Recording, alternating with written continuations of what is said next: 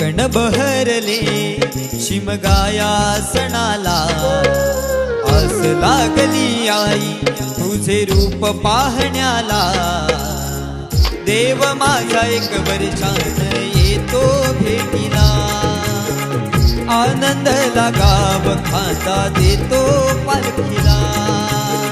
चरणाशी येतो आई आशीर्वाद घ्यायला, भक्त तुझा तल्लीन होतो होळी उत्सवाला।